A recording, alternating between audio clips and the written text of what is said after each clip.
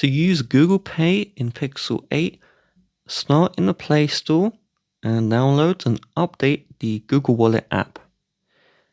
Inside of this app, we need to make sure a payment method is added so we can do payments. So you're going to tap Add Payment Card.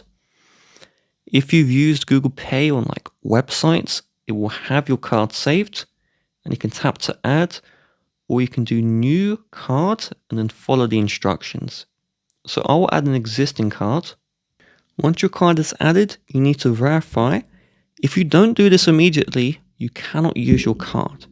So we see here on my banking app, add card to Google Pay, and just tap the add button to add it. And now we can tap OK. So to actually make a payment, on your lock screen, you will now have this wallet icon. Long press the wallet icon and then unlock your device, and it will bring you straight into the wallet where you can hold near a reader. You can also just unlock the device regularly, and when you're near a reader, it will automatically open the Google Wallet.